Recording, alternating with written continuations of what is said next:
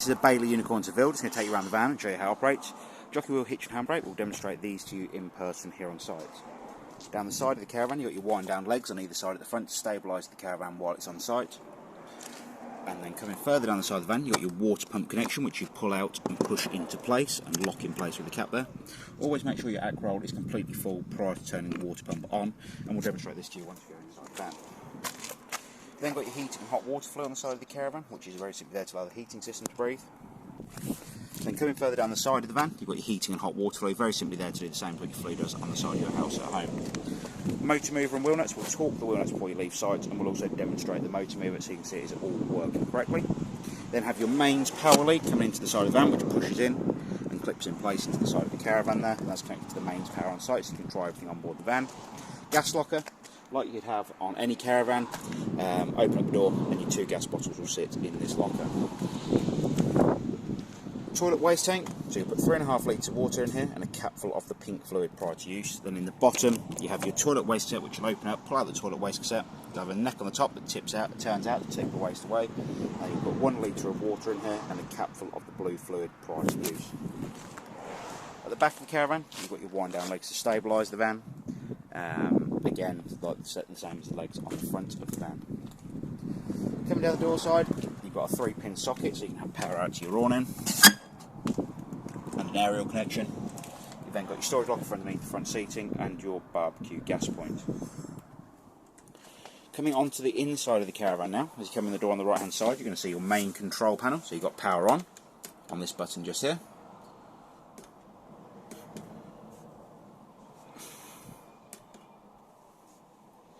You've then got your lights. You have your water pump on the top right hand side here.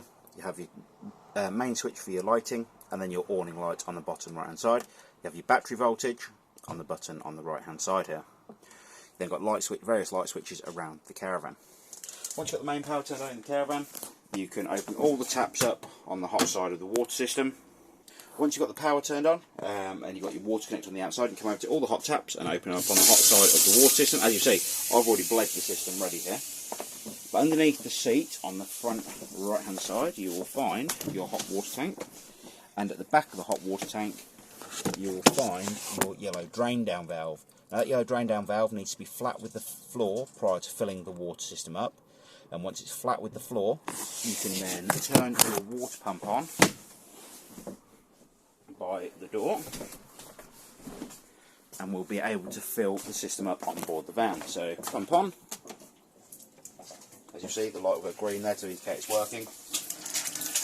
And then once you've got water running out over taps continuously, you can shut all of the taps back off, and then you can start thinking about warming the water on board the van. So that's where this control panel comes in, above the cooker. You've got power on for your Aldi heating and hot water. You've got your menu button on the right hand side here. You've then got your room temperature, which is currently at 30 degrees, which I don't think we need at the moment, so we'll turn that down. Off. Below that then you've got your hot water, so you've got hot water on and hot water boost. Below that you've got the option for the amount of power you want the heating and hot water to use, so you've got 1, 2 or 3 kilowatts depending on what site you're on. Here on site we can run it on 3 kilowatts. I'm going to leave it on there so the water system warms up for when you're here to view the Caravan. On the bottom left hand side you then have your gas option, so you can press the gas option here and the heating and hot water system will ignite on gas, and if it fails to ignite it will come up with gas fail at the bottom of the screen. You have got some advanced settings in here. Now for these we do advise you read the manual that comes with the Caravan, because if I was to try and explain these in the video it would probably take me 2 to 3 hours to complete. Microwave works like your household microwave. Again, the instructions are all in that book pack just there for any of the appliances on board the Caravan.